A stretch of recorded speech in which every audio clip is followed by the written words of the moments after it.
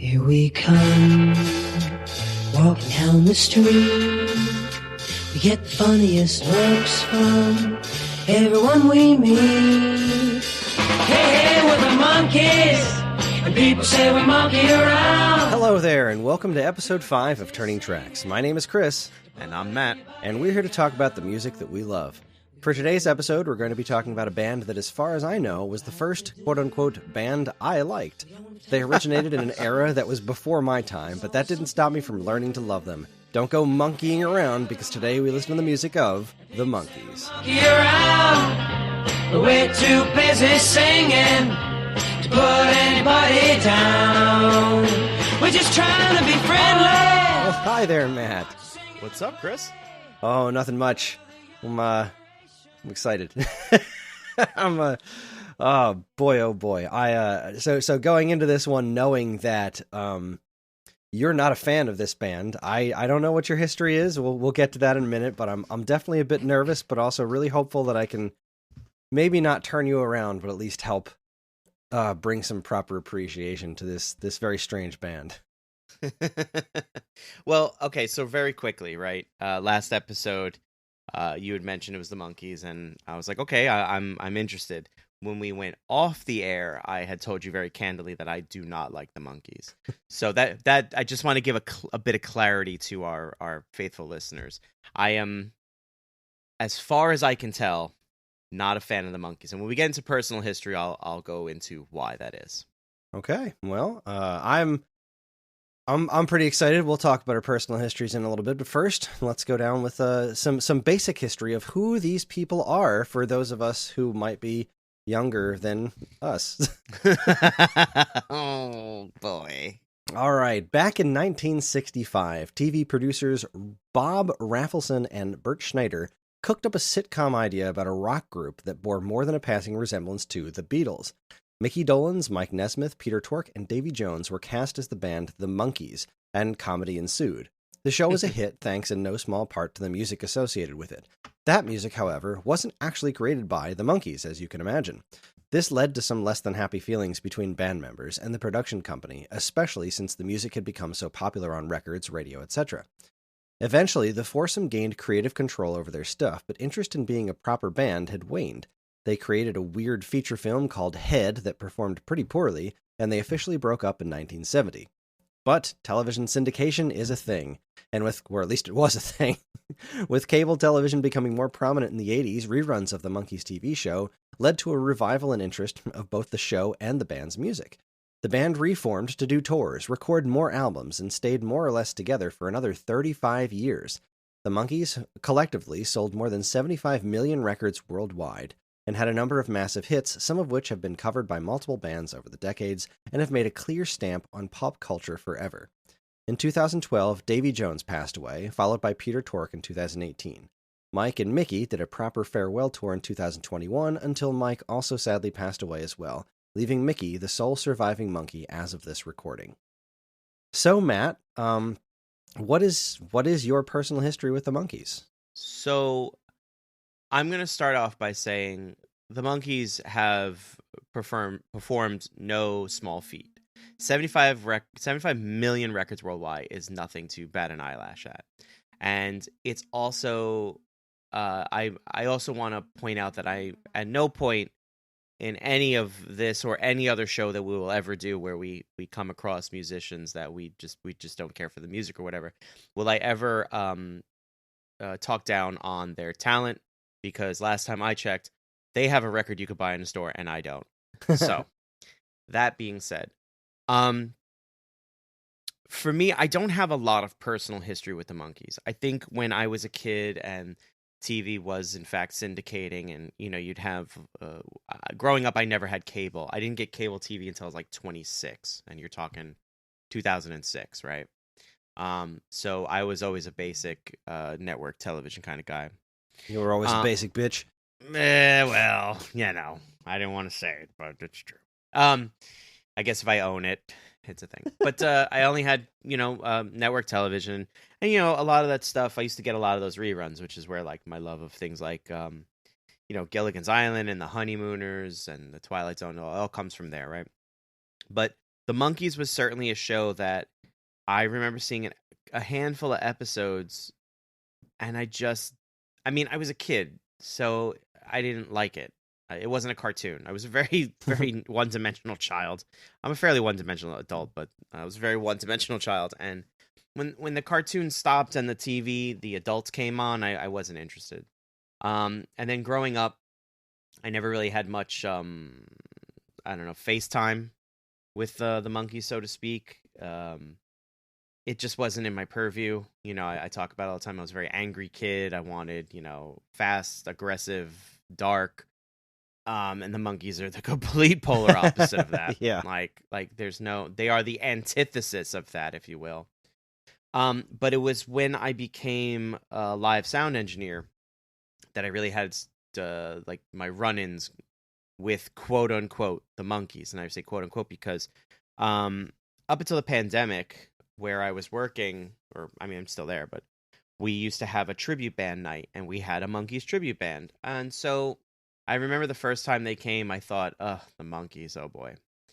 And listen, the guys that played in the band did the tribute. They were nice. They were great guys, grossly talented. But I was treated to 2 hours of Monkees music. And maybe it was because they played the same 1 hour set in the second set, because some tribute bands will do that. Maybe it's the music. I'm not big on it. Maybe it's, you know, this kind of background residual of people always saying things like Monkees are the Beatles, Monkees are the Beatles, you know, Stones are the Beatles, and things like that, like all these weird music comparisons that I don't know. Now as an adult, I'm like, who cares? It's art. Just leave it alone, right? Monet or Van Gogh, Monet or Monet. Like, come on, no, stop. Anyway, I always say that because I saw a bunch of Monets yesterday. That's a story for another story. Anyway, yeah, and like the revival of I'm a Believer with the Shrek film and stuff, and then of course it gets covered by Smash Mouth, which is like, you know, it's fun to hate on Smash Mouth. It's easy to hate on Smash Mouth, just the way it's fun and easy to hate on Nickelback, right? I don't know. I will say that the first, I won't. I'm getting ahead of myself. With all music though, I'm open. I'm not gonna, you know, sit here and keep my arms folded. Not that you could see it, and listen begrudgingly. I'm gonna listen with open ears, and you know, I've talked about it when we started the show. There's a lot of apprehension because music is very personal. Mm-hmm. And I don't want to be the guy on the show who, you know, I would hate someone to do this to me if I brought a band to the table and you were like, oh, I've listened to these guys, I hate them. And then you just, you know, crapped on them the whole time. I would be devastated and I might actually quit the show. You know what I mean? It's that personal. Music that's how deep I feel with music. And I feel like everyone else feels that way too. So I understand that I'm coming into this very open. I've never been a fan. My experience with listening to the Monkees music has been like, okay, you know, that's pleasant. And having to mix the Monkees tribute band, you know, several times over my career, you know, for 2 hours a night, you know, it was a paycheck. You know what I mean? Like, they're playing, nothing's on fire. Okay. I might not go out of my way to be the extraordinary sound engineer to, you know, I know where the solos are and I know where the harmonies, you know what I mean? Like, so that's my personal history with it. All right, that's fair. I'm very curious what songs on the list you are overly familiar with and which ones you aren't. I don't know what songs. As we go through them, I'll point them out. So my history with the Monkees was as a little kid. We had saw the Monkees TV show on either Nickelodeon or MTV, like way back in the 80s when I was really young, and we had one of those little Fisher-Price record players, and so my parents would buy us Monkees records to play on our little Fisher-Price thing, and I still have those records. They're upstairs and they are beat to crap, and most of them aren't exactly listenable anymore. So I've replaced a few of them, but I always thought the show was goofy as a kid. I've gone back and tried to watch it as an adult, and it has a certain nostalgia to it, but it doesn't hold up as well as I wanted it to, per se. I absolutely get that. Yeah. So I haven't gone back and watched it anymore because I don't want to taint any of those memories. The music, on the other hand, has stuck with me for my entire life, and I think a big part of that is the actual performances themselves. You mentioned "I'm a Believer" by Smash Mouth, and I hate that song. I will never forgive Shrek or Smash Mouth for doing what they did to that song. Okay. And it's not very different from the original one. It's the performance that's different, and that's we'll burn that bridge when we get there. But oh,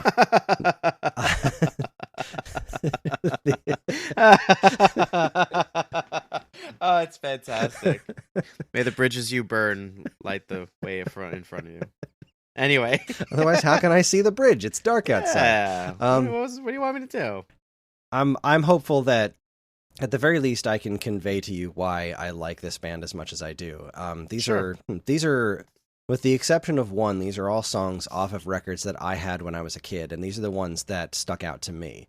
There are a lot of Monkees songs that I don't particularly care for. I'm not a very big Beatles fan, so a lot of their stuff that reminds me of some of the stranger Beatles songs. You had recently mentioned the Aunt Griselda. Yeah. It's not a song I'm overly fond of, which is why it's not here on this list, but I've always been a very big fan of pleasant music, major chords, harmonies, and these are the songs that have stuck with me throughout the course of my life, and I hope that at the very least, by hearing them in their original forms, not by a cover band or anything, just the energy and the chemistry that was involved in these songs, and also the information about who actually wrote the songs, is somewhat helpful in at least illustrating why I love this band with every ounce of my heart. We have a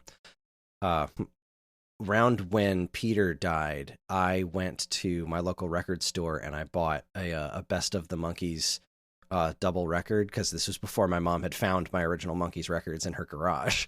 But I had recently inherited a record player, and I was like, I need to have the Monkees on vinyl. I just need to. And I found this really great 2-album set that had just about every one of my favorite Monkees songs on there. And it has since become one of my daughter's favorite records too, which has been a really, really fun experience for me. I'll say I want to listen to a record, and she'll go down there and be like, I want to listen to the Monkees, and she has favorite songs. She hums the tunes, and it's like it's really timelessly good music in a lot of degrees. So I'm a bit nervous. I hope I can pull off what I wanted to pull off. I did have a little help from my good friend Ferg. He helped me narrow down these tracks. He actually introduced me to a track that I didn't know that made the cut, because I was so very impressed by it. He knows probably more about the Monkees than I do, but most of what we're going to be listening to, like I said, is from their first couple of records, which were the ones that I had when I was a kid, and I think really are the best of what they ever had to offer because of the specific magic and chemistry of those original recordings. There's just something special about them. So let's get to work. Yeah, absolutely. If I may, I'm sorry. I know you just said let's get to work. If I may, I will say that I'm very curious to hear the original recordings, because you're right. My only exposure really is I'm a Believer, right? The original, and then the Smash Mouth version, and subsequent covers. Second is the first track we're going to listen to, and I'll talk about it after the track. And third is the cover band. And even as I've heard some fantastic cover bands in my career, right? I've worked a lot of them. You still can't capture that it factor the original band had. There's something there that no matter how hard you try, the band cannot encapsulate that. It's really just a time and a place kind of thing. So, and then the fact that Auntie Griselda is not on here, and then you said you don't like some of their more we'll say experimental music, is making me feel like this is going to be an episode where I go, oh well, I guess I'm a Monkees fan. I guess we'll find out. Which is something that happens to me a lot, you know. Oh, well, Hey, I guess I do like broccoli. Turns out I'm a Depeche Mode fan. Who knew? Yeah. Hey, look at that. And by the way, thank you everybody for all your comments about our episodes, and it's been great. So we'll get to you guys too. All right, well, let's keep that train moving. Oh, hasn't even played the first one yet, and we're already there. Oh, man. All right, don't make me take back what I said. The first track comes from the very first Monkees album called The Monkees from 1966. This song is called The Last Train to Clarksville. It's one of their more popular hits. I did veer off the beaten path on a couple of these. These aren't all greatest hits. You know, these weren't all the big ones, but most of their songs did eventually find their way to radio, so that was kind of hard to avoid, you know, something that wasn't a quote-unquote hit. But this song was originally written by Tommy Boyce and Bobby Hart, because, as we mentioned before, the Monkees themselves didn't write most of their original music. The lead vocals on this are by the incomparable Mickey Dolenz, who just has a fantastic voice. And here is Last Train to Clarksville. Enjoy.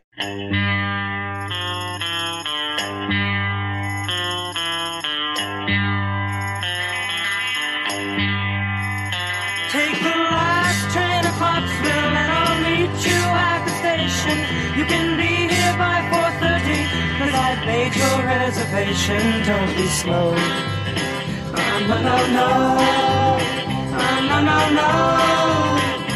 Cause I'm leaving in the morning and I must see you again. We'll have one more night together till the morning brings my train and I must go. No, no, no. No, no, no. And I don't know if I'm ever coming home. Take the last train to Clarksville. I'll be waiting at the station. We'll have time for coffee, flavoured kisses, and a bit of conversation. No, no, no. No, no, no.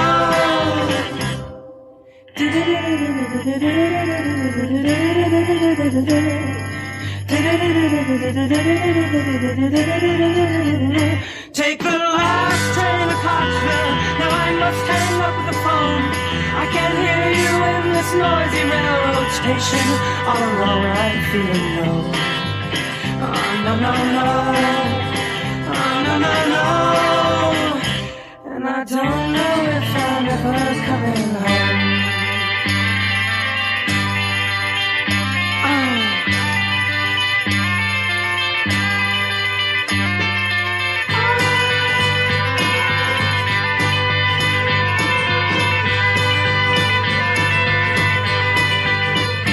Take the last train to Clarksville and I'll meet you at the station. You can be here by 4:30, cause I've made your reservation. Don't be slow. No, no, no. No, no, no. And I don't know if I'm ever coming home. Take the last train to Clarksville.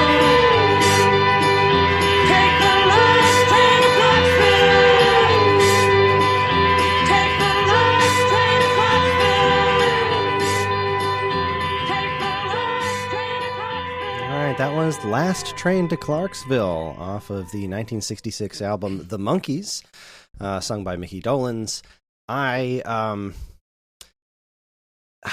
was one of the earliest songs I think I ever heard by the band, besides obviously their theme song, which is what we opened the episode with, because that was the theme song to the TV show.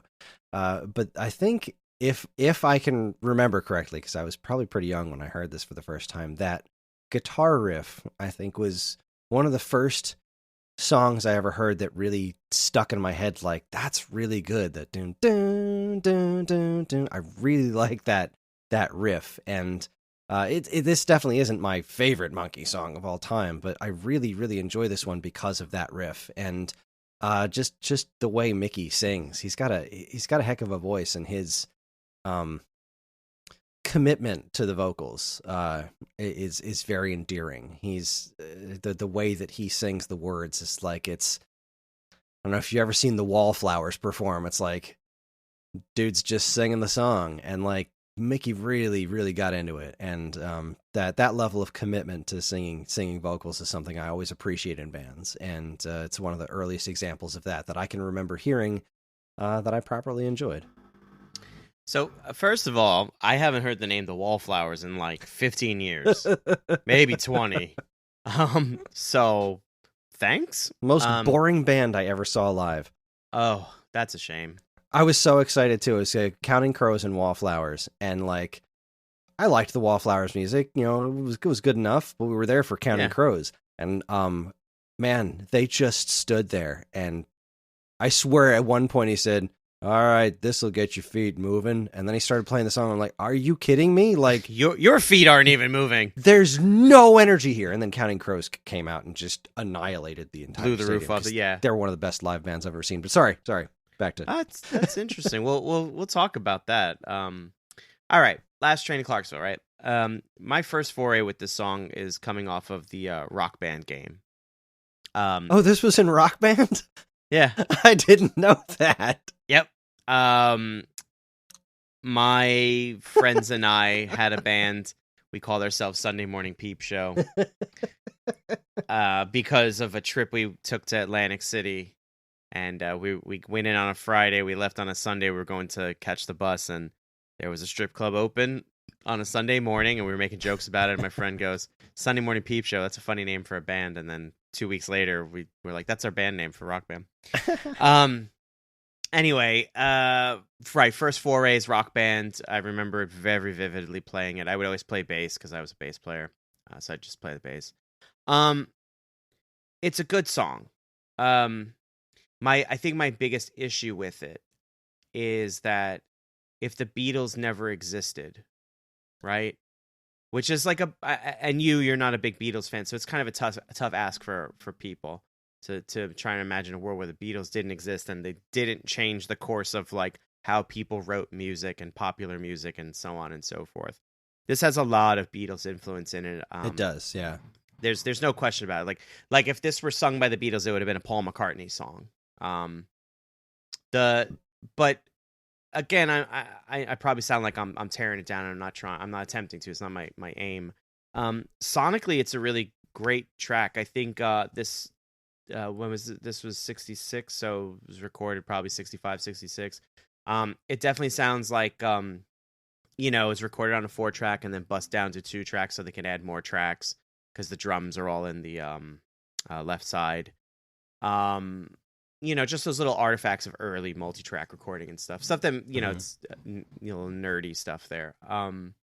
I do the guitar, that guitar lead, dun, dun, dun, like it, that stutter from the first to the second note drives me up a wall, but in a way that it's not forgetful or forgettable, I should say.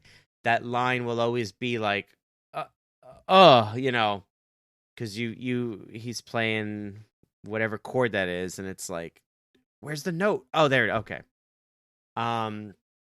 There's a lot of interesting things going on. The backing harmonies are they're unexpected. Like if you've never heard this song before, they're very unexpected. There's like another guitar line towards the end that just plays like the one high note, me, like that kind of thing. And whoa, okay. But it's to me, it's a song, and it's a nice song. It's a Kris song. It's like you said, it's bright, it's major chords, it's upbeat, it's all smiles. So yeah, I mean, like I said, I'm familiar with Last Train to Clarksville, and I dig it. Yeah, it's there because I feel like it's a very good representation of the kinds of things I like about the Monkees, and also I really wanted to get something off of that first record, just to kind of kick things off that wasn't themed to the Monkees.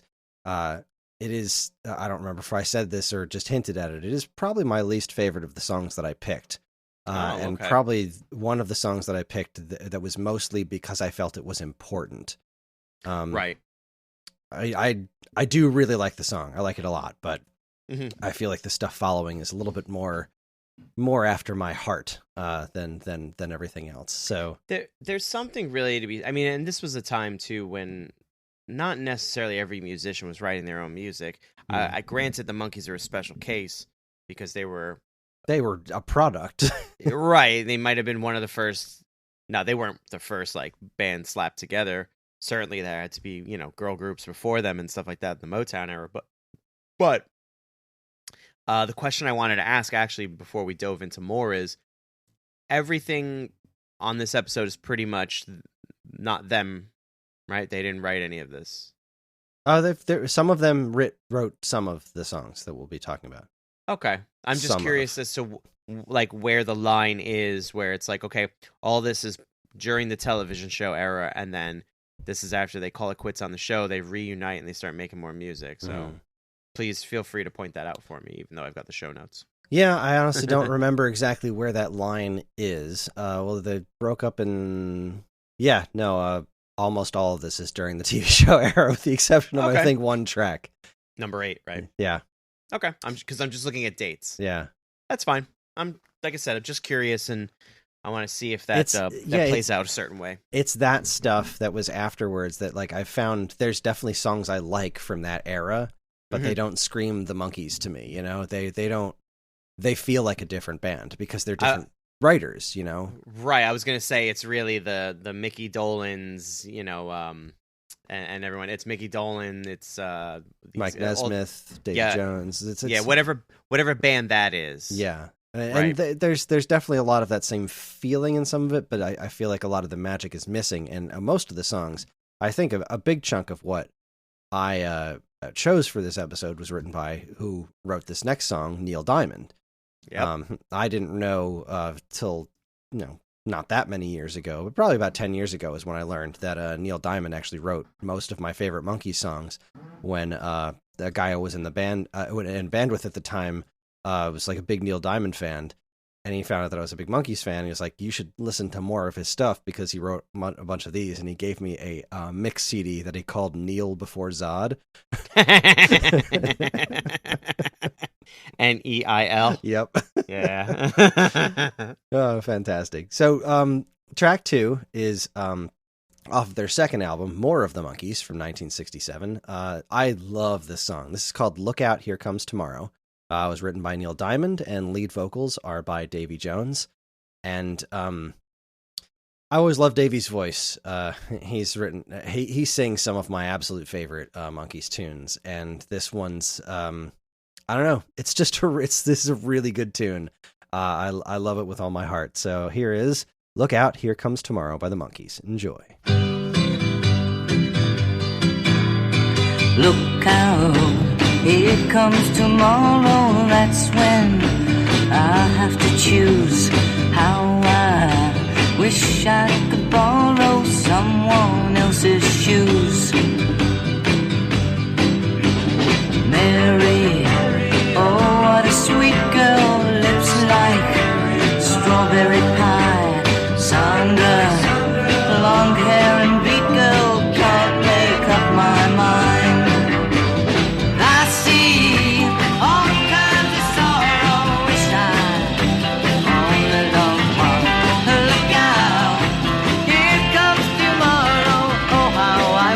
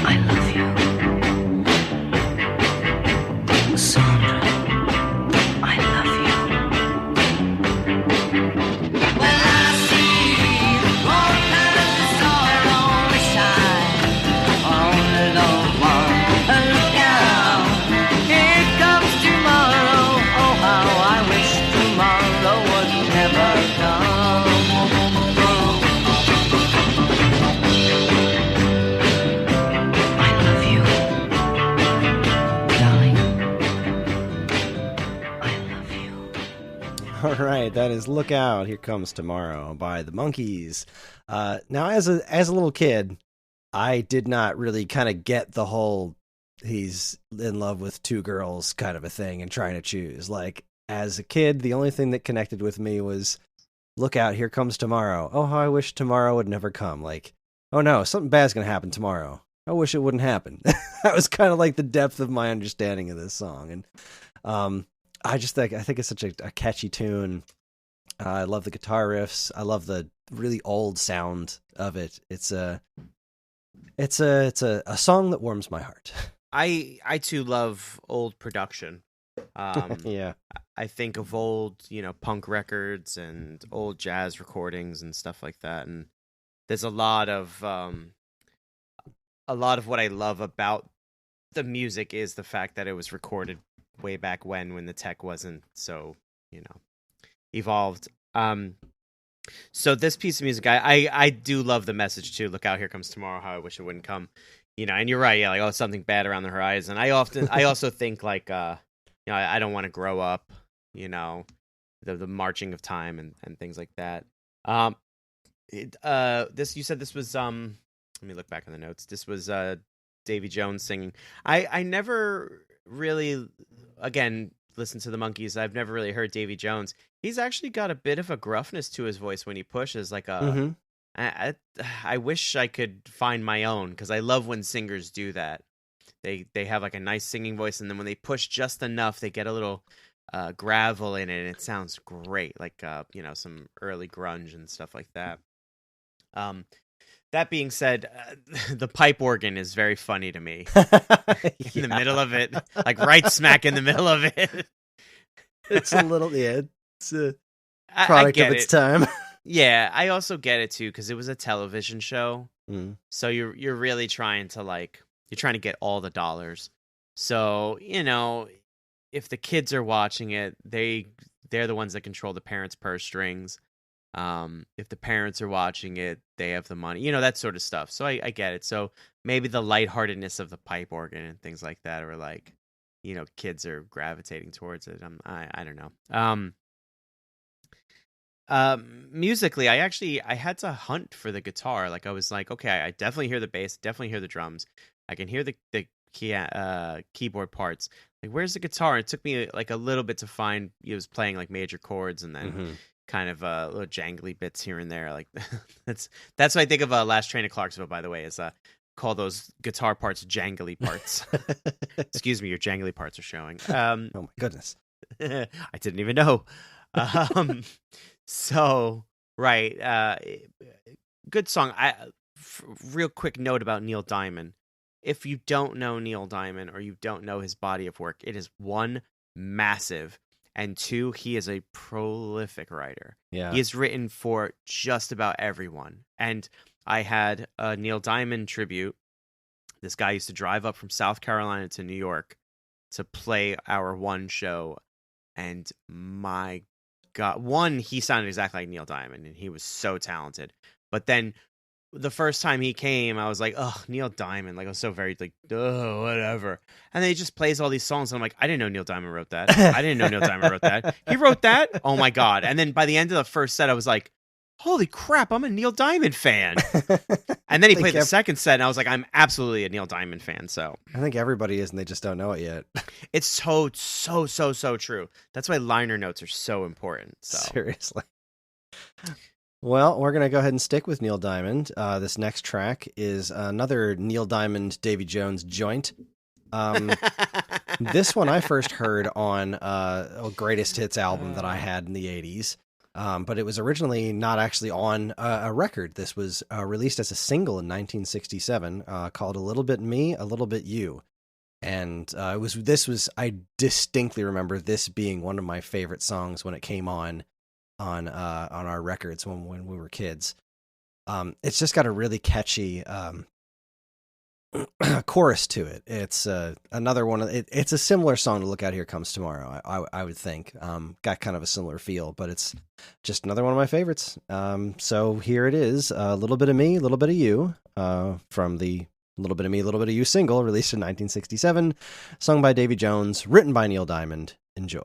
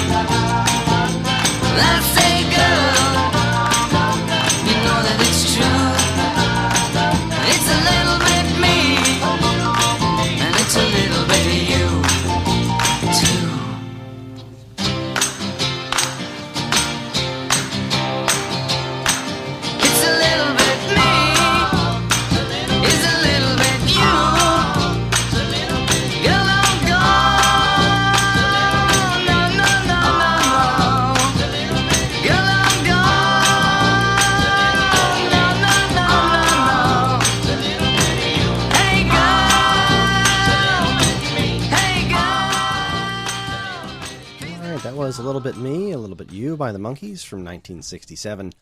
And just to kind of put a little historical significance in my own personal discovery of how music works, this is one of the first songs that I can remember that introduced me into one of my favorite things in music, and that is the transition from minor chords to major chords. That change, illustrated by the bass here, really is what drove that. Is once it goes into that chorus and it changes into a major chord progression with that really fun bass line that just kind of dances around the melody a bit there. It's one of my favorite things in music, is that successful transition from minor to major chords. And this is one of my favorite illustrations of it. And I also, I'm a big fan of the lyrics in this one. Again, just remembering back to what I thought of this as a kid, and the idea that a relationship between two people was a partnership, where it's a little bit of me and a little bit of you, and there was compromise involved. It was just one of those things that stuck with me, between catchy lyrics, but also let things float around in the back of my head of thinking about what those lyrics might mean, which has never really been my strong suit when it comes to music. I'm very much a melody-driven person, which is a big part of why I love so many of these Monkees songs, is because their melodies are very pleasant and memorable. But this is just, it's a song that's always meant a lot to me, and every time it comes on, when I hear those first opening chords on the acoustic and the clapping, it just kind of puts my heart at ease and makes me very happy.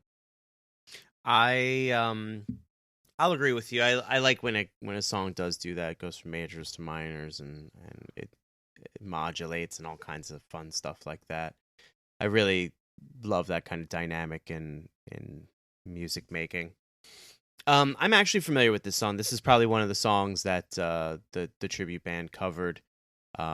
Again, Neil Diamond's a powerhouse. And if you're familiar with Neil Diamond music, I feel like this has a Neil Diamond thumbprint on it, like very much distinguishable from some other tracks and so forth.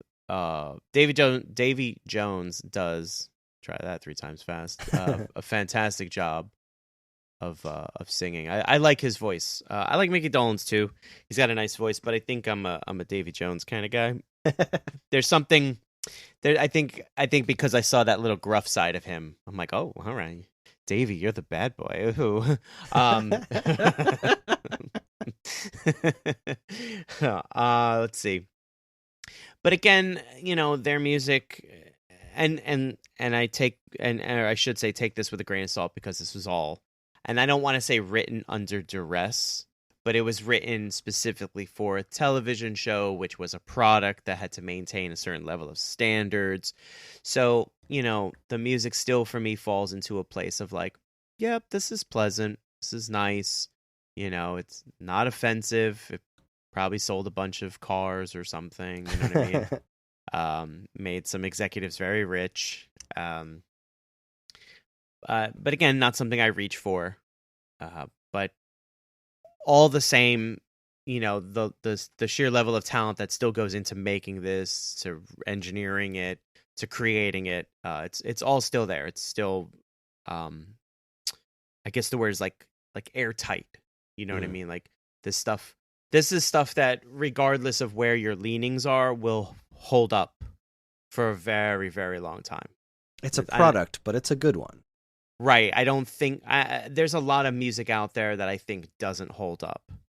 You know what I mean? Mm-hmm. Unless you're like, you have to be that niche fan. I'll say that about early hip hop.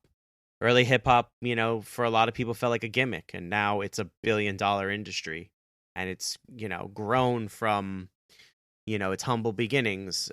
But some of that old stuff is a little tough to listen to because we've come so far. Right. Mm-hmm. But there's some stuff that will always, it'll be the Rock of Gibraltar. It'll always be there, So I think the Monkees music and music like this is that type of music.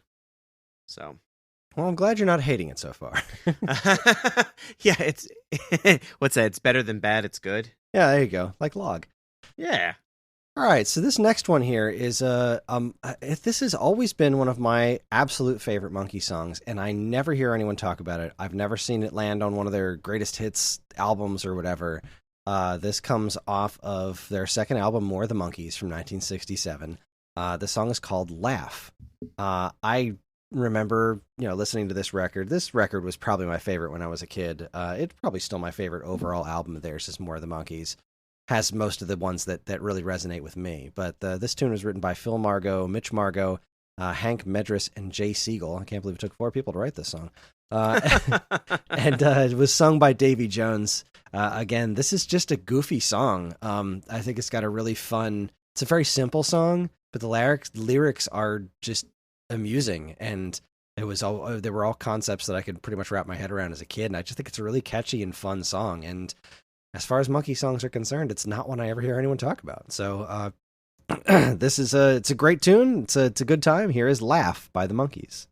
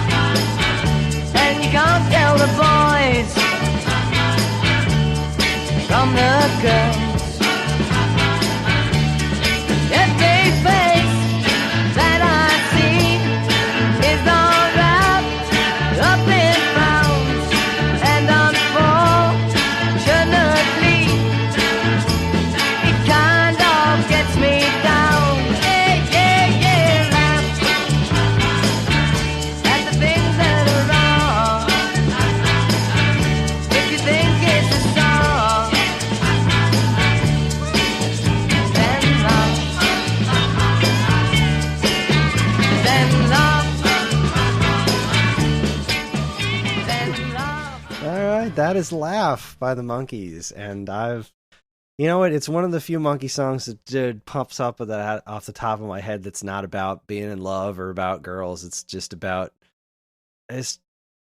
life's silly, man. Just laugh. That message has always stuck with me. I love how goofy and like kind of off kilter everything sounds. Like it's just like, what's the, like a wind up toy or something like that. It's just slightly off rhythm here and there. Very cobbled together, very goofy. The backup vocals that are laughter. It's a goofy song. It always brings me joy. It's so carefree, and I love this song. Yeah, I was you had said just before playing the song that the lyrical content were what do you call it, concepts that you could understand even as a kid. So I was like, all right, so let me really make a concerted effort to like really try and suss out the lyrics. And so there was a line where he says, so just laugh when you've lost all your money. Yeah. And I'm like, yeah, that's probably what I'd do. I'd probably just laugh at myself. Like, can't find shoes to cover your feet. What are you going to do? Just laugh. Yeah, because, the old saying goes, laugh today, cry tomorrow. And then look out, here comes tomorrow. Look at that. Look at that. Not even a fan. Oh. Not even a fan, and I did it. Anyway, I've said this to my wife, and I think she thinks I'm crazy, but one of my favorite things to do of all time is laugh. So I love like hanging out with my friends and breaking each other's chops. I love watching, television and movies that make me laugh. I love stand-up comedy. I love just kind of being a people watcher. and finding the absurdities in everyday life. I laugh at everything. I don't laugh like I'm the Joker where I need to be locked away, but I make a smirk. I make a mental note like that's weird. Like I feel like in another life I should have been a stand-up comic. When I was a kid, I wanted to be one. I don't have the mind to write stand-up comedy, but that's a whole other story. This one was good. He makes a comment about the bass line being a little off, and that's immediately when I was like, wait, let me listen to that bass line again. And I was like, oh, I guess so. Yeah, it's all a little off kilter. The whole track is just off kilter enough that it might even be a little maddening, to the point where it makes you laugh, like the Joker, maybe. I don't know. Very, very interesting. Put together, right? Like, obviously, we're still kind of recording primitively, multi-tracking, but a very, very interesting overall recording. Effective, nonetheless. Good song though. I enjoyed it. I really especially enjoyed the message. Obviously, hey man, just laugh it off, right? Don't take things too seriously. I remember I had a friend who was a girl, not a girlfriend, but a girlfriend. She had a thing in her bedroom, like a poster or something. It was like, don't take life too seriously. No one gets out alive. And that made me laugh. So this is very much right up there with that. Cool. Oh, I'm glad you liked it. Yeah. All right. Next up comes, this is one of my favorite choruses ever. There's something about the melody of the chorus in this song that it's just one of my favorite things ever. This is the song is called What Am I Doing Hanging Around? It's from Pisces, Aquarius, Capricorn, and Jones Limited, also from 1967, because they were cranking them out in 1967. And I guess when you don't have to actually write the music, it's a lot easier to just crank them out. Especially when you have a cracked team. It looks like there's several pods of people. It was not just like Neil Diamond didn't just do it. It was like everybody. They had like 3 or 4 teams of people just cranking out tunes for these people to perform. Banging out songs, yeah. And all you got to do is show up and record them. Yeah. This song was written by Michael Martin Murphey and Owen Castleman. Lead vocals here by Mike Nesmith. It's the first song that you'll hear from him singing lead on. Mike was my sister's favorite. He had the green hat, the green wool hat. I love this song to death. It's much more country influenced than anything else that we've heard so far. But the chorus on this one there's like an innate sadness to this song that has always stuck with me, and it's I think it's a wonderful piece of music. So here is What Am I Doing Hanging Around by the Monkees. Enjoy. Just a loudmouth Yankee, I went down to Mexico. I didn't have much time to spend, about a week or so. There I lightly took advantage of a girl who loved me so.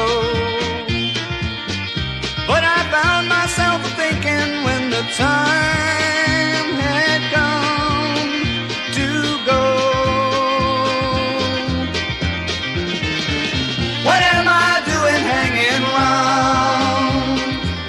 I should be on that train and gone. I should be riding on that train to San Antone. What am I doing hanging around? She took me to the garden just for a little walk. I didn't know much Spanish and there was no time for talk. Then she told me that she loved me not with words but with a kiss. And like a fool I kept on thinking of a train I could not miss. What am I doing hanging round? I should be on that train and gone. I should be riding on that train to San Antone. What am I doing hanging round? Well, it's been a year or so, and I want to go back again.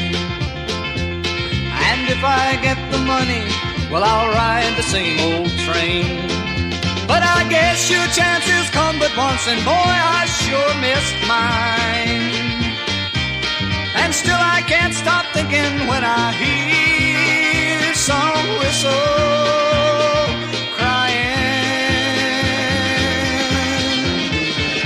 What am I doing hanging round? I should be on that train and gone.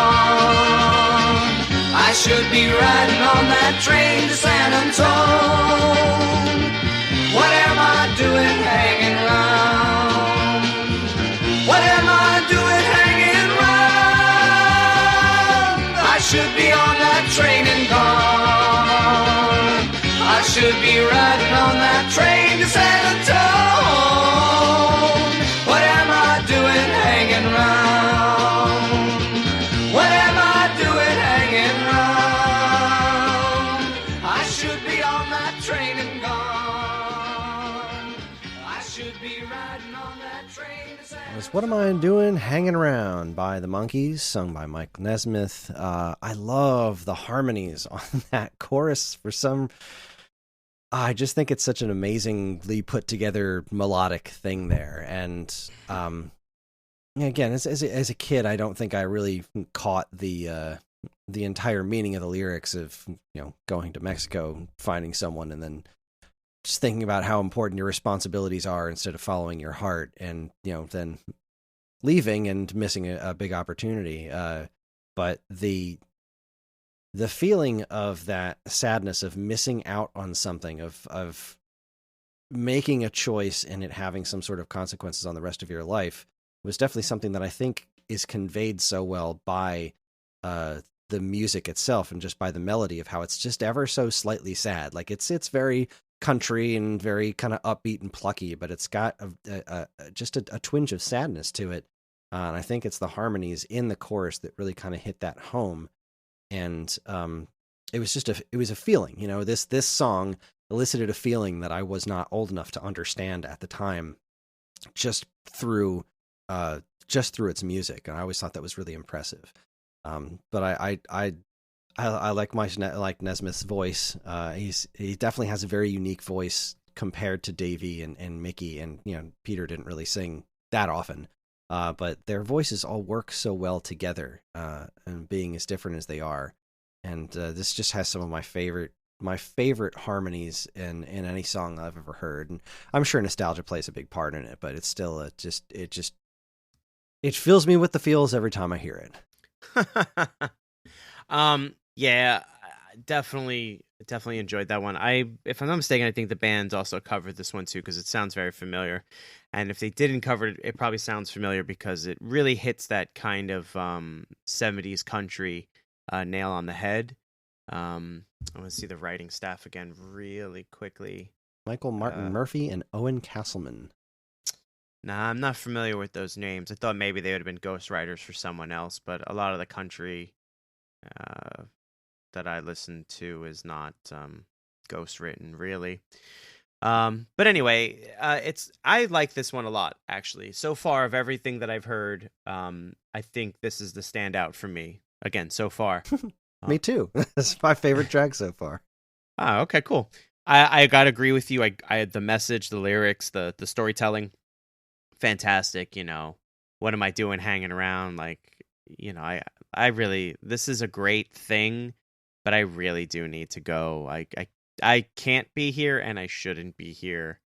And then, of course, the leaving, and then the thoughts. There's a lot to it. It's a very complex. It's funny because it's a complex song for a TV show that probably, was on the goofy side and probably maybe didn't have complex themes. I don't know. I've never really watched. I don't think it did. Yeah, I don't think shows like I don't remember it super well, but I don't think it did. I don't think shows like The Love Boat were really, bringing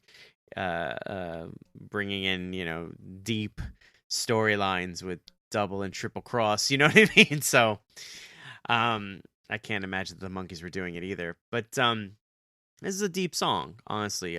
Sound wise, it's great. They got the great guitar twang for that 70s, that late 60s, early 70s country.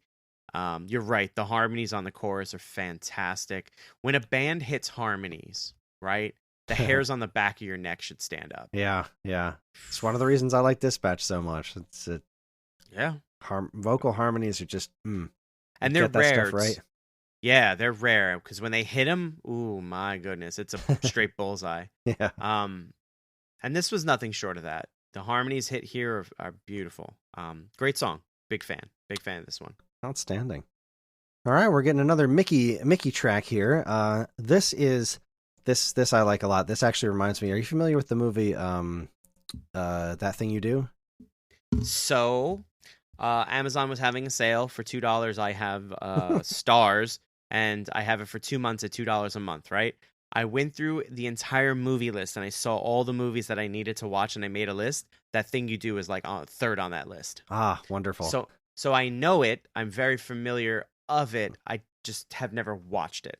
That's one of my all-time favorite movies, and this I have to assume that what this is similar to something that happens in the movie, because we mentioned before, A Little Bit of Me, A Little Bit of You, A Little Bit of You came out as a single in 1967.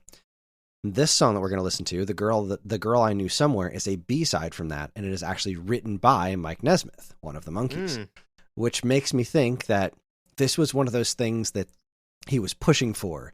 You know, I can do this too. You don't need to write our songs. And so they let him have a B-side for a single with a song that he wrote. And it turns out it's one of my favorites. This is a wonderful song. Like I said, it was a B-side from the 1967 single, Little Bit of Me, Little Bit of You. This is written by Mike Nesmith, sung by Mickey Dolenz. It is a fantastic song. It's called The Girl I Knew Somewhere. Enjoy. You tell me that you've never been this way before. You tell me things I know that I've heard somewhere. You're standing in the places and you're staring down through faces that bring to mind traces of a girl that I knew somewhere. I just can't put my finger on what it is that says to me, watch out, don't believe her. I can't give any reasons, girl, my thoughts are found out in a whirl. I just can't think who in the world was that girl. I know I met her somewhere. Some way, somehow, the same thing was done. Someone, somewhere, did me the same wrong.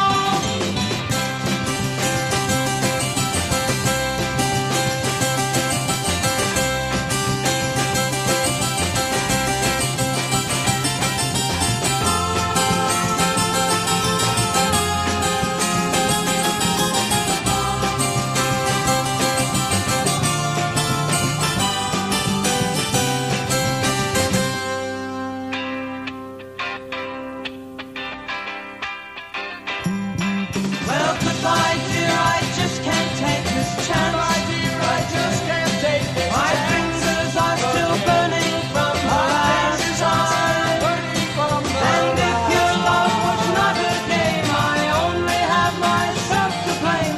The task maybe I can't explain. Just ask the girl that I knew somewhere.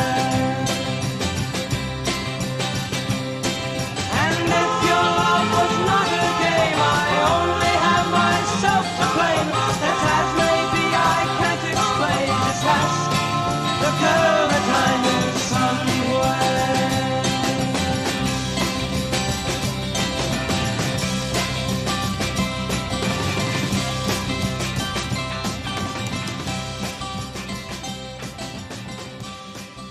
All right, that was The Girl I Knew Somewhere by Mike Nesmith, sung by Mickey Dolenz, by the Monkees.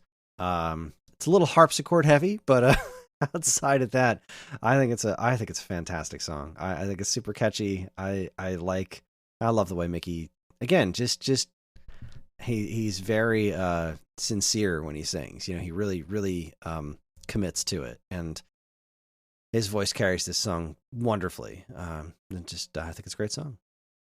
I'll have to agree with you there. I definitely feel the I guess the emotion in his voice. Like the words seem very genuine that he's saying. Mm-hmm. So I'll definitely agree with you. I actually kind of like the harpsichord. I thought it was very I didn't mean to say that it was a bad thing. Just it's a very surprisingly harpsichord heavy song. It's just a thing. I get it. I feel like the harpsichord might almost be, in my mind's eye, the Monkees, the Monkees trademark sound. Like I feel like when I think of the Monkees, I think of kind of this harpsichord-driven keyboard stuff. Not that the music's driven by it, but that it's the leading patch. I feel like it's a very 60s thing. I don't know, 60s and 70s. Yeah. It feels very of that time. Yeah, you're right. It's very. I also have to assume the Monkees did it. The Beatles did it too, and this was driven Oh, by that in absolutely. some way, shape, or form. Again, I'm not a huge understanding of the Beatles, but it's just yeah. There's a song the Beatles did, and it's all harpsichord, and I can't think of what it is. And everyone who knows it by name is just screaming at their player, and I hear it in my head. Oh hell! I'll have it. I promise. I'm sorry. I'm such a failure because I'm such a big Beatles fan, but I'm so bad with song titles. It's really not something I've been ever good with. At any rate, this was a good one too. It was nice and pleasant. It had a nice it has a nice beat to it. I actually really like the drums. Doom da da da. That kind of like I appreciate kind of a little left to center drum patterns. It's refreshing because everything can just be boom that, and of that nature.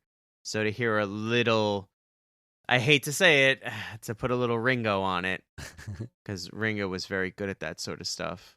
That was his wheelhouse. But yeah, a good piece of music, all the same.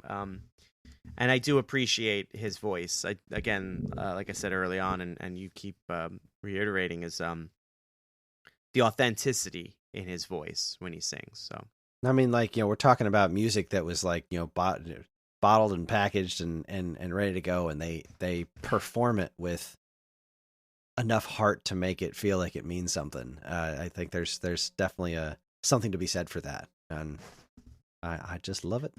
Yeah, absolutely. Like this could very easily have fallen victim to just kind of the machine, like a cookie cutter, whatever. It could have just very easily been four guys collecting a paycheck, and they didn't care. And you know what? I think if it did, then they never would have. I don't think it ever would have taken off the way that it did. It's there was this very specific magic to all the people involved coming together in something that shouldn't have worked as well as it does, and turned out to ultimately do. Yeah, there you go. All right, next up we have a song, another one that I'm really fond of. It's called "I'll Be Back Up on My Feet." This is from their album "The Birds, the Bees, and the Monkees" from 1968. This one was written by Sandy Linzer and Denny Randell. The lead vocals are here again by Mickey Dolenz. This is it's a fun song. It's got an interesting rhythm to it, and it's another one that's always stuck with me. So here is "I'll Be Back Up on My Feet" by the Monkees. Enjoy.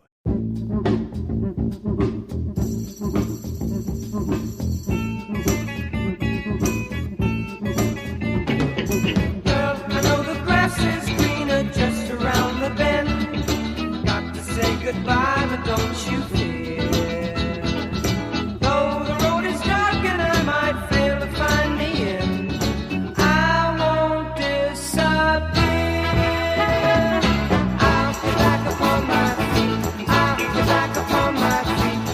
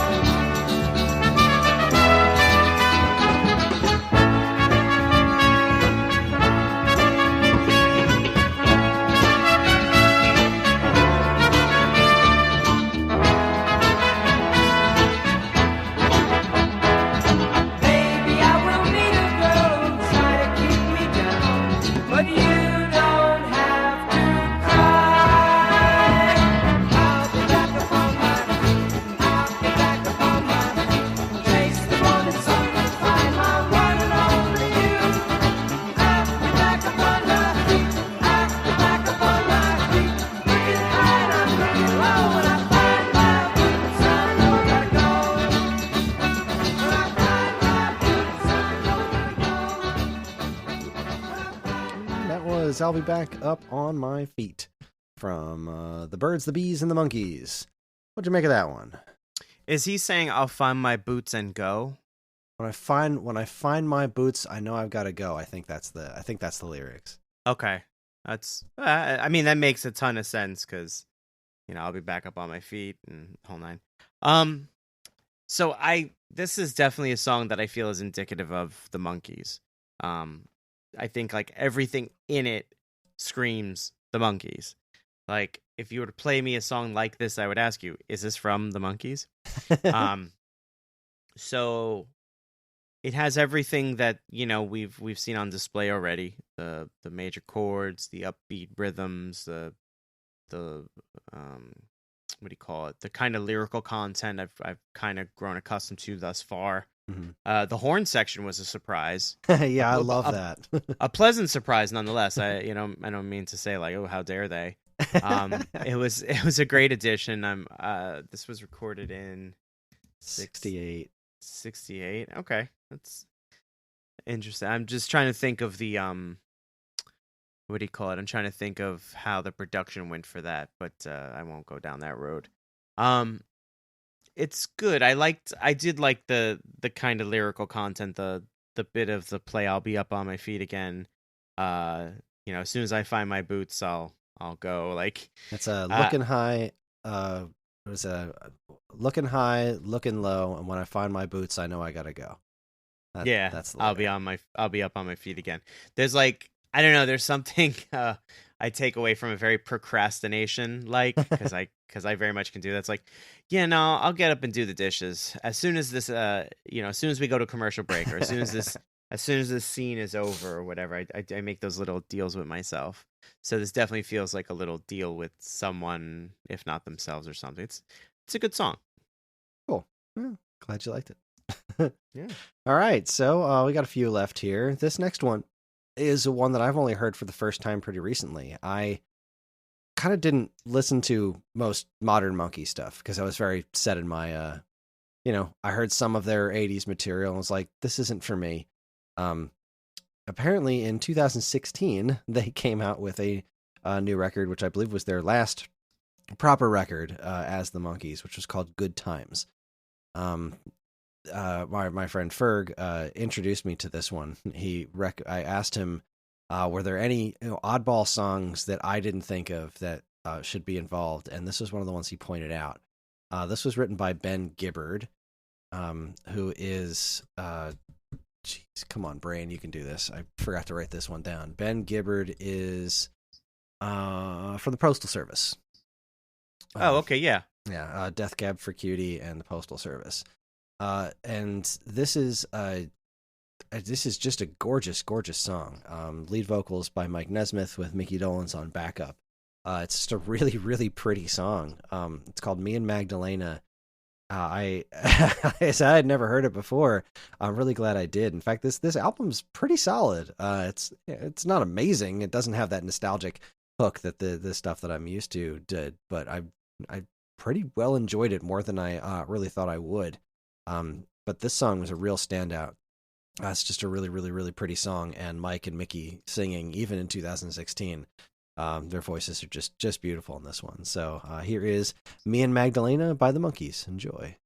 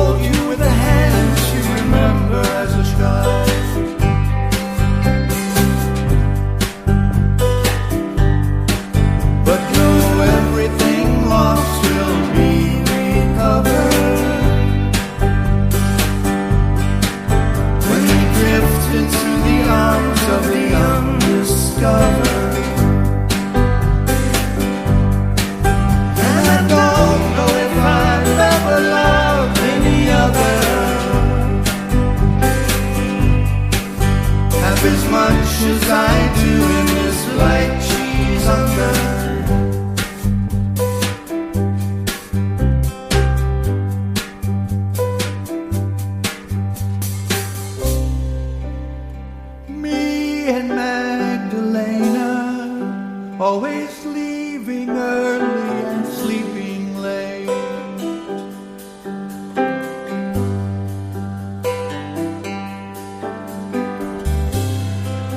Secluded in the canyon, lost within a turn of fate.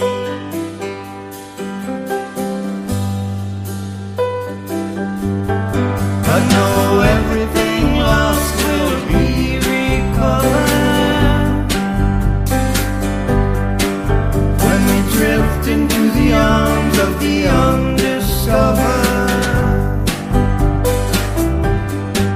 And I don't know if I've ever loved any other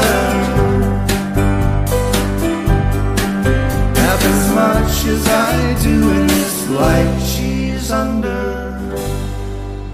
Was me and Magdalena behind the Monkees. And thank you thank you very much, Ferg, for introducing me to that song.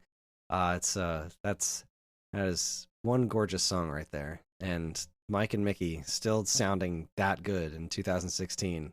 Well done, guys. That was a really beautiful song. There's something about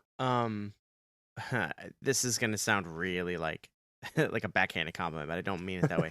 There's something about artists who get older and you can hear it in their voice. Yeah. But they still have it. Mm-hmm. And this was one of those songs where you had two musicians, two singers, who've been, singing their whole lives, and then they do something very late in their careers. But I mean, the dude from the Postal Service, Death Cab for Cutie, right? I'm not a big Death Cab fan. Postal Service I do enjoy, not Death Cab. I think he's a really great writer. And then to have the distinct honor of being able to write a song for the Monkees has got to be a huge, huge thing for a lot of people, right? So with that comes great responsibility. And I think that what was put together was a good song that really takes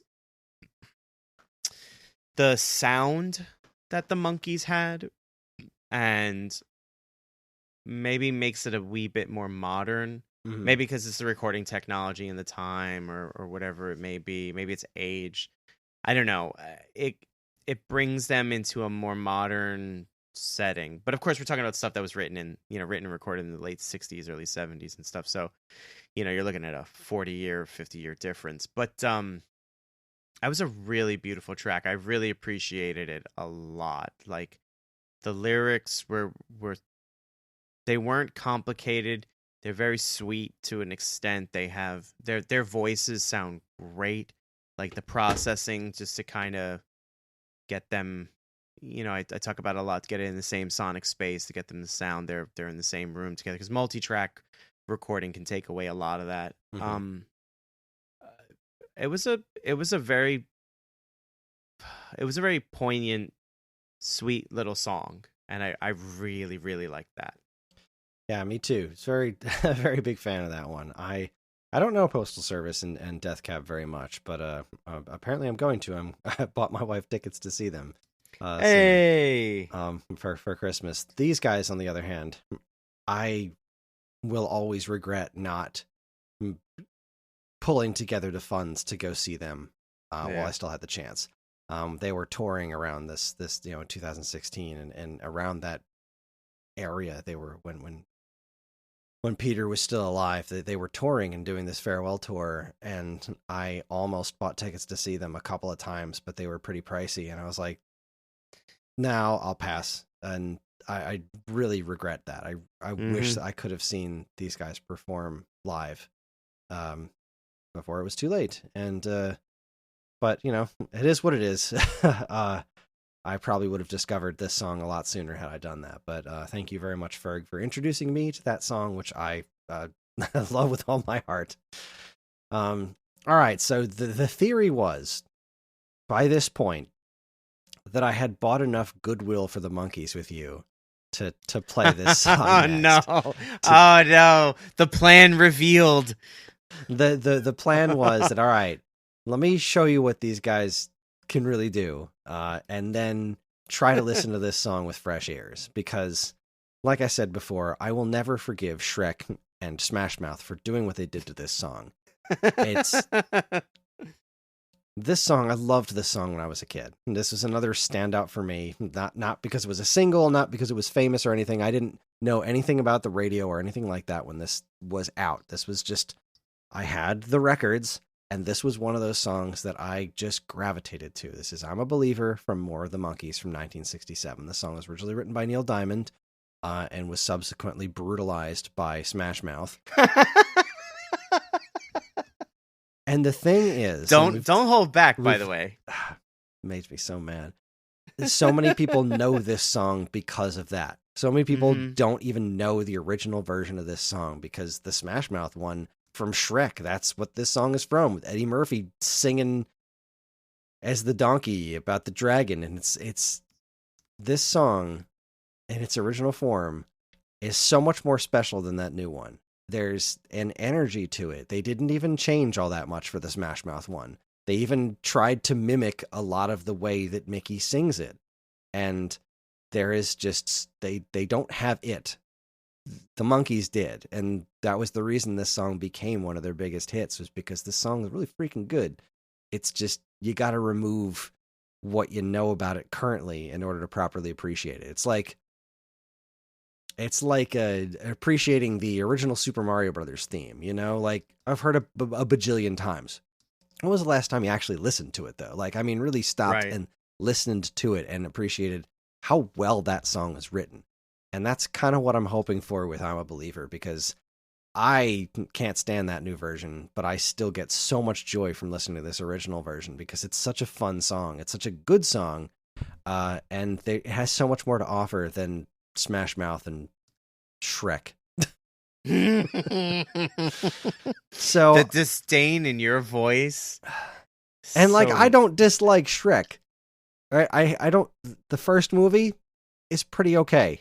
It's as far as I'm gonna go, but it's pretty okay. It's got some genuine good gags in there. It's ugly as sin, but that's fine. Is what it is. The bit Eddie Murphy did about parfaits is genuinely funny, but what they did to this song, one of my favorite songs, when I remember first time seeing that movie and then hearing that song at the end and being like, why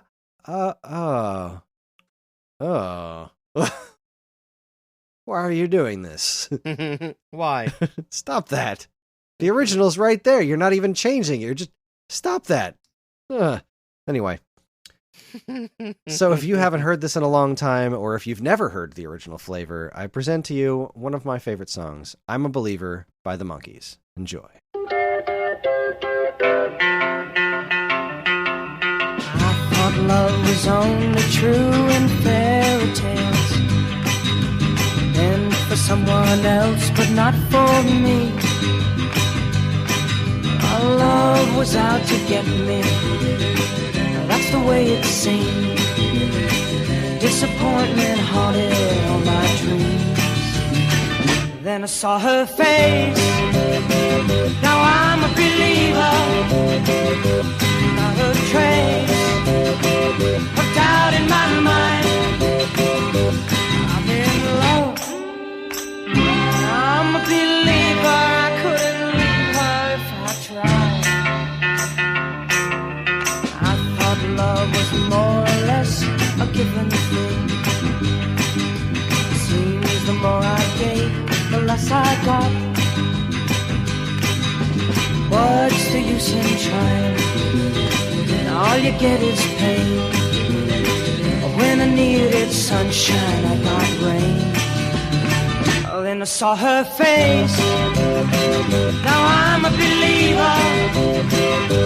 Not a trace of doubt in my mind. I'm in love. I'm a believer. I couldn't leave her if I tried.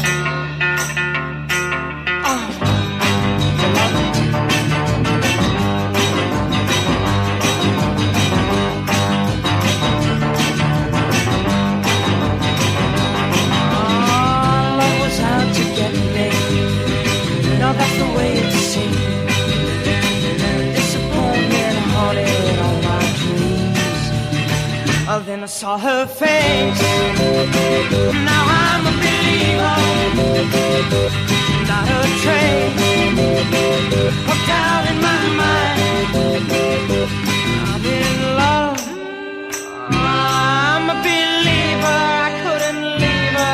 I try. It's a solid faith. Now I'm a believer. I'm not a trace of doubt in my mind. Said I'm a believer. Yeah, yeah, yeah, yeah, yeah, yeah. Said I'm a believer. Yeah. It's such a fantastic showcase of how good of a singer Mickey Dolenz is. His range throughout the course of that song is just it's silky smooth, which is so different from the SOS pad that was the Smash Mouth singer's voice grinding his way through this song. It's such a this is such a fun song, and it's delivered so well, and I'm like 99% sure I hear Davey singing backup on this one. There's just like somebody's singing backup with a British accent, so I have to assume it's Davy Jones. I can't confirm that, but it all just comes together so brilliantly, and it's I don't know what that keyboard sound is, that do do do do do. I don't know what that is, but I remember the first time I heard this song being like, ooh, it's just a really good boppy tune. It's fun, it's exciting, and it's so worthy of being such a popular song. And if you haven't listened to that version in a long time, you're welcome, because I clearly have no love for the Smash Mouth cover. Yeah, it's pretty apparent.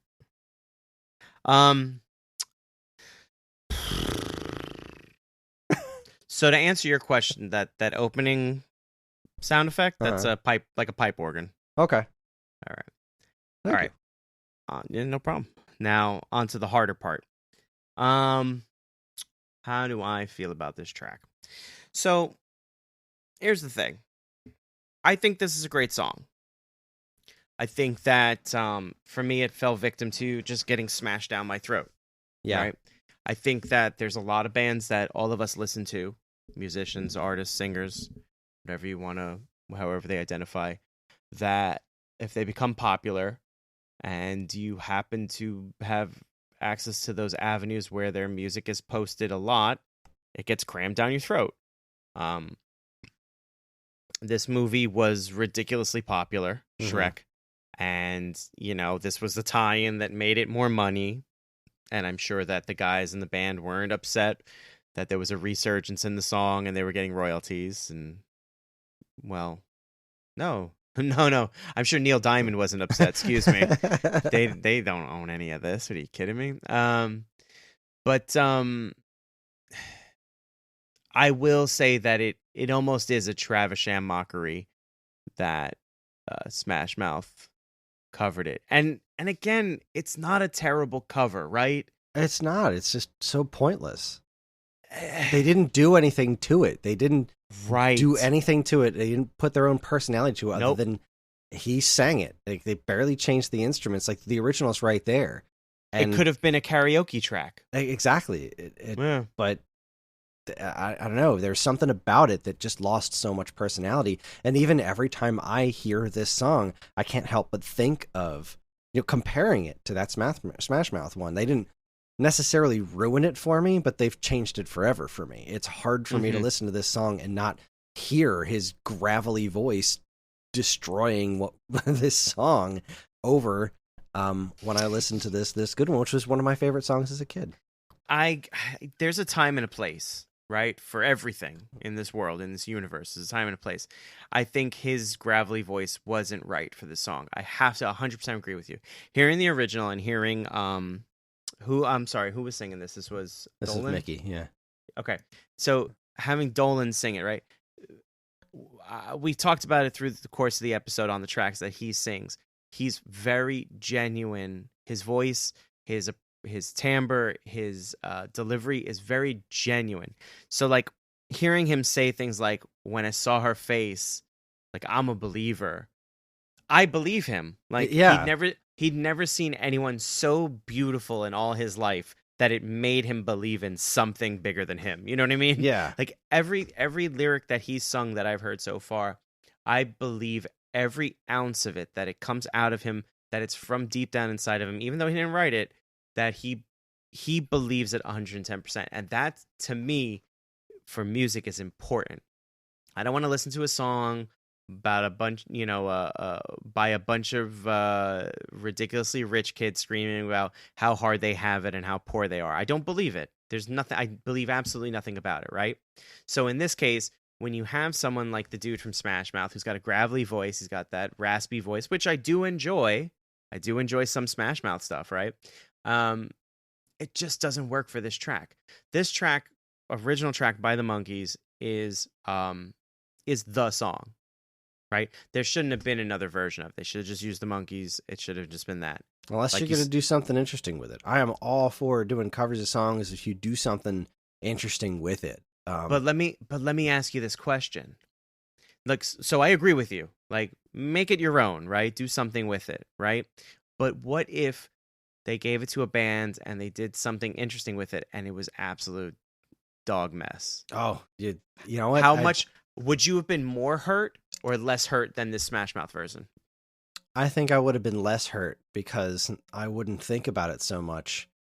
Okay. It wouldn't. It doesn't line up. Like, it doesn't lay right on top of it. Like, he sang the end, like where Mickey's just kind of, I'm a believer, yeah. Like, that has a very ad-libish feel, and he did that, like, down to the inflections, just tried to impersonate, and it's like that.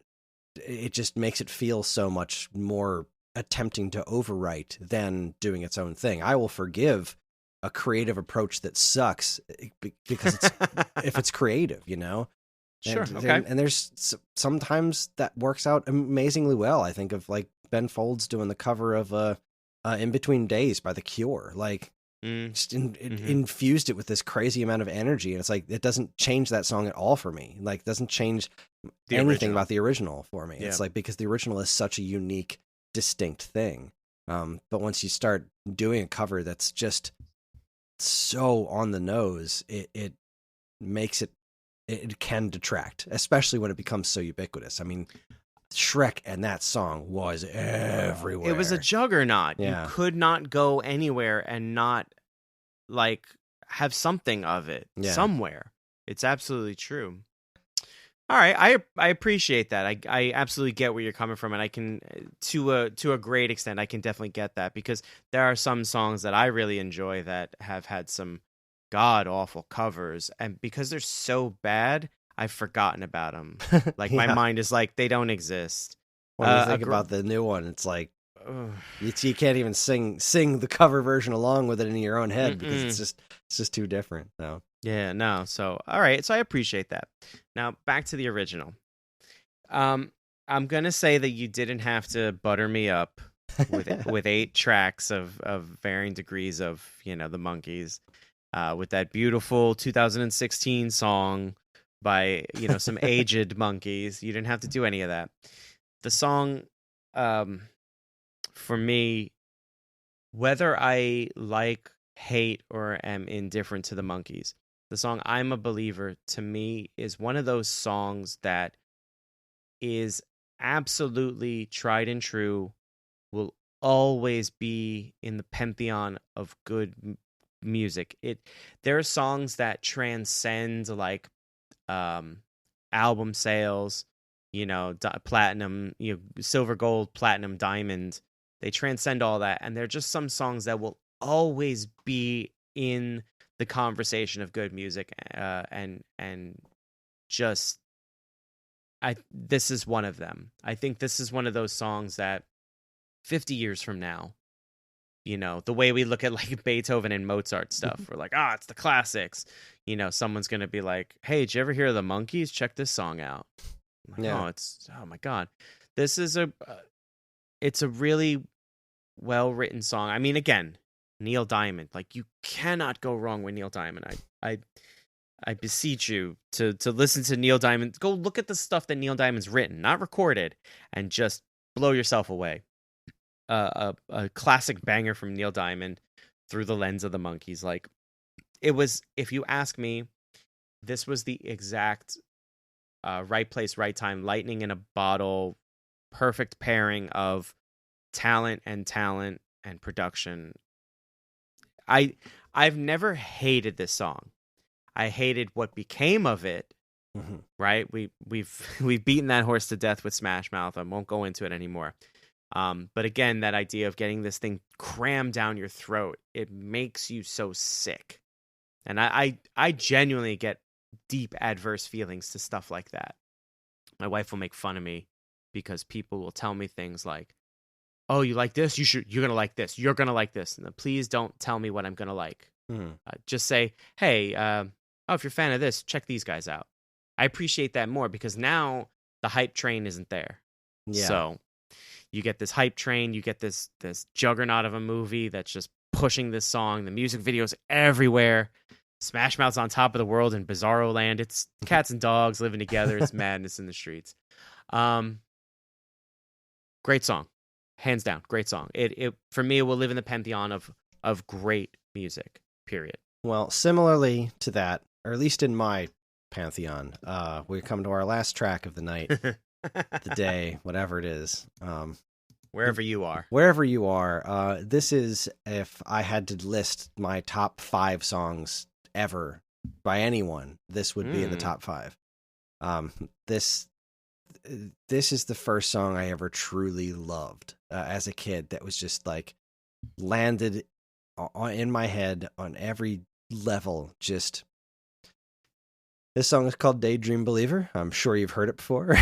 The song is it's from The Birds, the Bees, and the Monkees from 1968. It was written by Jon Stewart, not that Jon Stewart. Oh. At least I don't think that Jon Stewart. I don't know that he was alive yet, but sure. His name's spelled a little differently, but the lead vocals in this one are by Davy Jones. I remember seeing the music video for this one, or seeing it pop up on an episode of the show, and it's just one of those choruses that I just love it. I just love the chorus. The melody of the chorus of this song is one of the most perfect melodies I've ever heard. Just the right degree of harmonies. It's a gorgeous song, and if you've never heard it before, I'd say I don't know how, but I don't think this song's been all that popular for a long time. Except they did. Oh boy, one of the original trailers for WandaVision used a really creepy version of this song. It was amazing because they just took the lyrics. They didn't re-record it. It was just like Davy's lyrics, like a really creepy version on the trailer. I was going to ask if they had done the female slow, deep echo. I'm certain somebody has. They must have at this point. No, they just took like the lyrics, like the actual recording of Davy singing, and made it like creepy over the WandaVision thing. I said, this is really freaking cool. I'm excited for this show, but now you're shoving one of my favorite songs over it and not destroying it. Thank you. Thank you. Smash Mouth, you could learn a thing or two. Yeah. Sorry. Oh my goodness, that got me so excited. Same with similarly thing, got me super excited. I don't know if you saw the trailer for Guardians of the Galaxy 3. And they used they did a similar thing with In the Meantime by Space Hog, another one of my favorite songs. Oh, I love Space Hog. Oh my god, I love that song. Oh, that's such a great song, and they use it. It just seriously, just watch the Guardians 3 trailer just for that. The treatment they did of that song in the trailer is like, it's like a really crazy epic version of that song. It's nuts. I have a really great Space Hog story that I'll save for another time. Excellent. All right, so honest to goodness, one of my favorite songs ever. I know it's cheesy and I don't care. I stand behind this 100 trillion times percent. This is Daydream Believer by the Monkees. Enjoy. 7A. What number is this, Chip?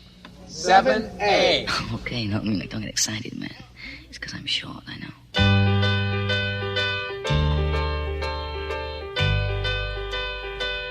Oh, I could hide neath the wings of the bluebird as she sings. The 6 o'clock alarm would never ring, but it rings and I rise, wipe the sleep out of my eyes. My shaven razor's cold and it stings.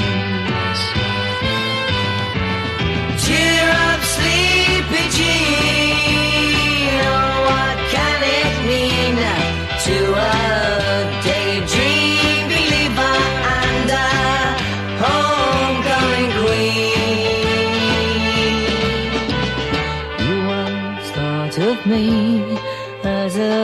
night on his steed. Now you know how happy I can be.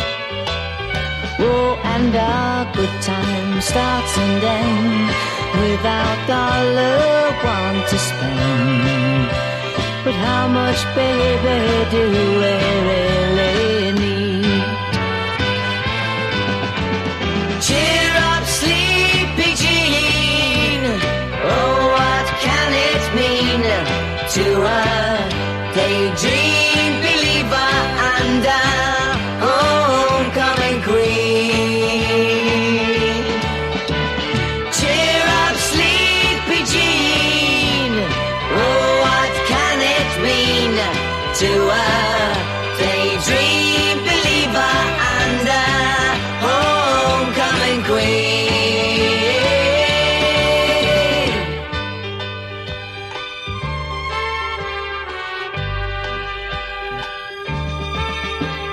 Cheer up, sleepy Jean. Oh, what can it mean to a daydream believer and a homecoming queen? Cheer up, sleepy Jean. Oh, what can it mean to a daydream believer and a homecoming? All right, that was "Daydream Believer" by the Monkees, and it's one of my it's Okay. I'm good. I'm bugging. No, it's just that song just rips my heart. You know, it's just I love specifically the harmony on, and I'm pretty sure it's just Davey harmonizing with himself. But the "Oh, what can it mean to that specific piece of song right there is just perfection. It is some of the most perfect, beautiful music I've ever heard in my life. It's nuts. But really the whole song is just such a really, it's super sappy, very lovey, and I just don't care. It's just like that's me. I've always been a hopeless romantic, and this song is just one of the most hopelessly romantic songs ever. I mean, it says something about a knight on his steed, for crying out loud. It doesn't. The only thing cheesier than this is cheddar.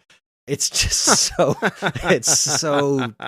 I don't care. It's just he sings it with conviction, and that's what makes it special. It's such a special song, so much so that they kept that goof from the beginning. You know, about 7A. Like that's part of the track, and because there was an energy, there was a personality to this that just exudes every note in it. It's marvelous, and I love it to death.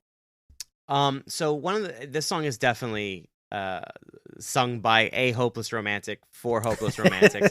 Yeah. And I'm not knocking you because I have that in me too. There's certainly I think we all have a bit of hopeless romantic in us. I think that's what, keeps us going from time to time, and so on and so forth.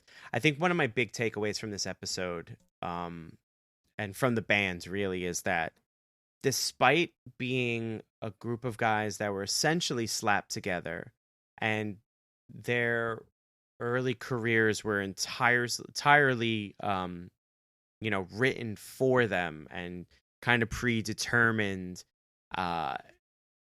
they really show up in such a way that, and I had made a comment, and so did you, where you wouldn't expect them to, meaning they very easily could have just collected the paychecks, right? But they showed up and they did their absolute best, and it comes through in everything, especially the singers. Mm-hmm. Each Nesmith, Davey, and Dolan's, they all bring to the table this authenticity that, like I said, could absolutely have just been missing, and they very easily could have just been another, like, I don't know, Partridge Family, Brady Bunch, you know what I mean? Just manufactured and just for a payday. So if nothing else, I really appreciate that, and this song is no shortage of that.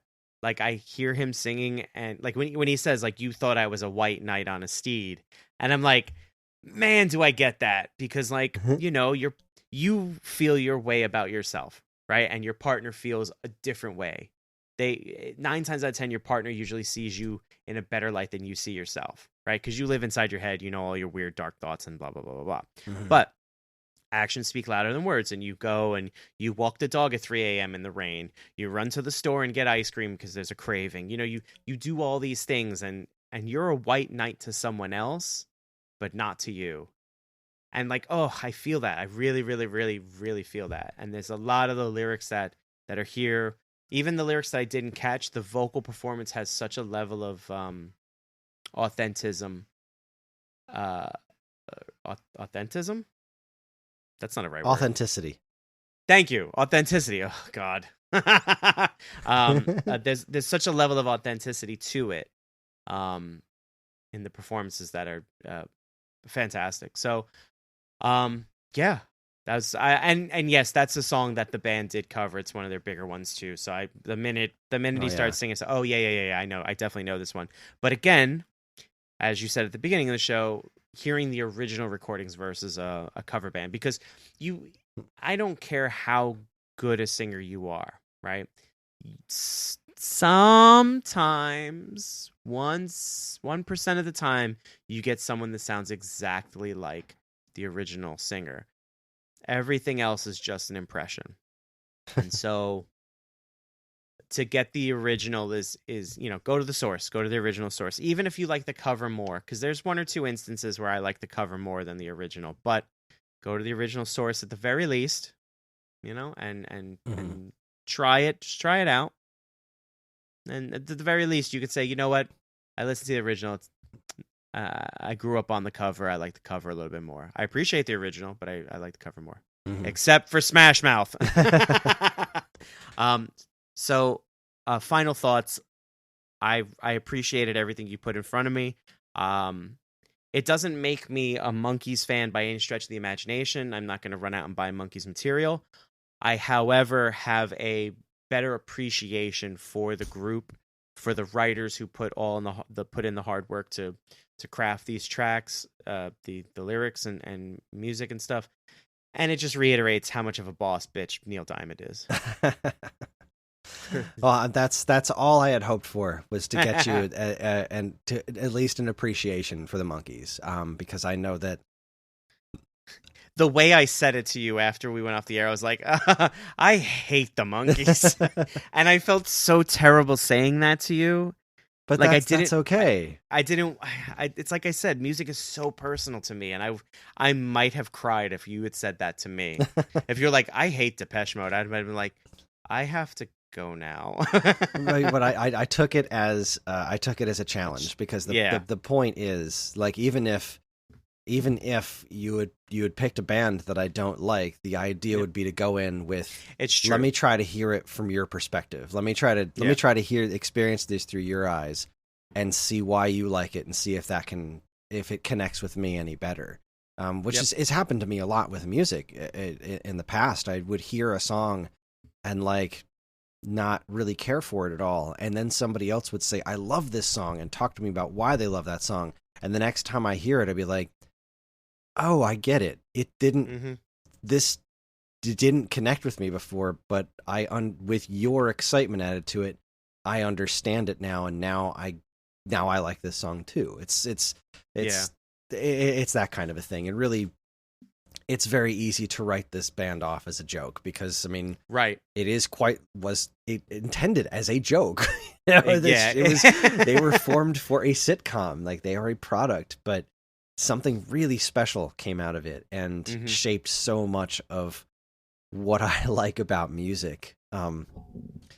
With these songs, and really these are these songs that I lined up here are just these are the bedrock of my musical personality. It's thinking back to listening to these songs on that Fisher-Price record player, and just the messages that came across. We mentioned the White Knight lyric, but I just remember being a kid and not even understanding all the lyrics, but just what I gleaned off of them about what, and this is, overly sappy talking about the Monkees, but really what love between people is. I mean, that lyric is, "You once thought of me as a white knight on a steed, now you know how happy I can be. And our good times start and end without $1 to spend, but how much, baby, do we really need?" And that, we were pretty poor growing up, I mean, I talk about having a record player, my parents buying me records and stuff, but we did not have much growing up. And so listening to these records was like, that was the entertainment, till I got old enough to get my first Atari. Like, Nintendo's already out, so my parents buy me an Atari 2600 Junior for $50, video games. And I didn't care, because it was less about the materials. It was the thing, what I had meant, that meant a lot. It was, I learned to appreciate everything that we had. And a lot of these lyrics are very, very vapid, of just like, cute girl choosing between two girls. Yeah. But then some of them just have these, just the concept of a daydream believer, like, this is just somebody who dreams and believes in dreams. And there's something just simple and wonderful about that kind of stuff, and it was those kinds of lyrics that affected me so much as a kid. Is an interesting thing, because like I've said before, I'm not super into lyrics. I'm not a super lyrical guy. I mean, one of my favorite bands is Collective Soul, and I don't think about their lyrics all that much. I sing along to them, but for the most part, I love that band because of its melodies. And these songs were kind of where I originally got that from. But their lyrics, as simple as they are always, some of them really permeated. Some of them really made it through, and even just the tone of a song was enough to elicit specific emotions, even in a kid, from this kind of music. And I personally cannot wait until my daughter gets old enough to tell me what this music means to her. I'm fascinated by it. Like my son John, he's super into video game music. He does not have much thoughts of anything outside of video game music, which is very interesting. Ellie, on the other hand, she likes a lot of music, and she likes a lot of the stuff that her mom likes, but she also she loves Bang Bang by Dispatch. It's one of the records she always likes to put on. She loves The General. She loves this Monkees album. She loves Flood by They Might Be Giants. Those are like the 3 records that she gravitates towards, and they couldn't be more different. Those 3 albums. That's true. But I'm so fascinated by her musical taste, and I'm so curious what these songs are going to mean to her, especially these Monkees songs, because they're so much older. These songs were old when I was a kid. They were almost old when they were made. and here I am still talking about them today. Like that transcends time. Music is a magical thing. It really, really is, man. So on that note, it's time to wrap things up. That's going to be our show. Thanks everybody for listening. Matt, what's our next episode going to be on? I'm so curious. Oh, I don't know, man. So I think prior to hitting record on this, we were goofing on how all over the map the first 4 episodes of this, or 5 episodes of this program has been, right? I swear to you, I'm not doing this on purpose. When we first started talking about the show, I tried to plot out my first 3, and I wanted my first 3 to really encompass kind of who I am. And I think I did that a great job of that with White Zombie, and then the Depeche Mode part. And then I said, well, there's still 2 pieces of me missing. So really the first 4 are probably going to be all of me. And then it's going to be, just bands I love and artists I love after that. That being said, I'm going to stop rambling. I am, beyond the shadow of a doubt, one of the biggest fans of the Man in Black. So next episode is going to be Johnny Cash. Johnny Cash. Mm-hmm. Okay, I have very little knowledge of Johnny Cash. I almost brought up his cover of Closer earlier when talking about covers of songs that are so different from the originals. even if I don't like them, which I don't dislike the cover, Johnny Cash's cover of Closer. I'm not saying that, but even if I didn't like it, it would have no bearing on the Nine Inch Nails original because it is a completely different animal. He did his own thing with it. So, all right, Johnny Cash, didn't see that coming. All right, I'm gonna keep you guessing for a little while. I like this musical education I'm getting. This is very cool. Listen, I feel the exact same way. You hit me with Dispatch, who I'd never even heard of. I'm a fan now. You hit me with the Monkees, which I had a very different leaning, and I'm very happy that I don't anymore. So it's the experiment is going well, I would say. Super fun. All right, Johnny Cash is our next episode. That's super cool. And with that, let's wrap things up. We here at Turning Tracks are incredibly grateful to everyone who listens, and we love communicating with you when we can. We have a couple of ways you can do that. There's the Geekade Discord channel, in which we have a Turning Tracks chat where we hope to discuss all manner of stuff relating to music and whatever our next episodes are going to be. And of course, you can always still send us an email at mail@geekade.com. And while you're at it, check out all our social media channels, which you should totally follow, like, and subscribe to if you haven't already. Turning Tracks and other Geekade podcasts are made possible thanks to the Geekade Patreon page. There, patrons can get access to a monthly podcast topic and recording schedule, get early access to most of Geekade's shows, including this one and more. If you've enjoyed our podcast over the years, please follow the link in the description and give it a look. We really appreciate it. Finally, as always, be sure to check out all the other great content we have on our site over at geekade.com. We're going to leave you with a song from Headquarters, another really solid Monkees album that I didn't pick any songs off of. Except for this one. This song is called No Time. Headquarters was one of the three albums the band released in 1967, which that's so crazy. Oh man, the song's writing credits actually include all four Monkees plus Hank Sicalo, I think is how you say that. But yeah, all four of the Monkees actually pitched in to write this song, and it is kick ass. It is super high energy. It's really fun to listen to, and it reminds me of like 1950s dance music. You know, it's got that really high energy, like Twist and Shout kind of, you know. It's one of those kind of like really perfect high energy danceable songs. And I thought it would be a really fun way to end the episode. So there it is. Enjoy it. Thanks for listening, everybody. We'll see you next month for Johnny Cash. Have a good day, night, week, month, year, whatever. Laters. See the rapper, Homer Solvin, what did you expect? No time. No time, no time. No time for you. No time, no time at all. I got no time, baby, got lots of better things to do. No time at all. Learning from the rising heat to find a place to hide. The grass is always greener growing on the other side. No time. No time, no time. No time for you. No time, no time at all. I got no time, baby, got lots of better things to do. No time. Walk on George Ringo, one time.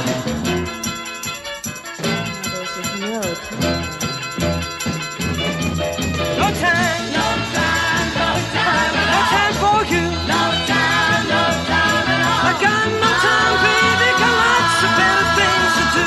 No time, no time at all.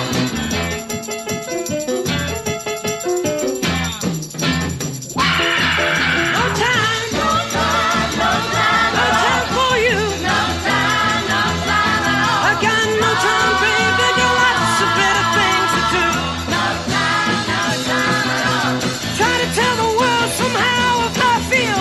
Tell me what you said again, I can't believe it's real. No time, no time, no I got no time for you.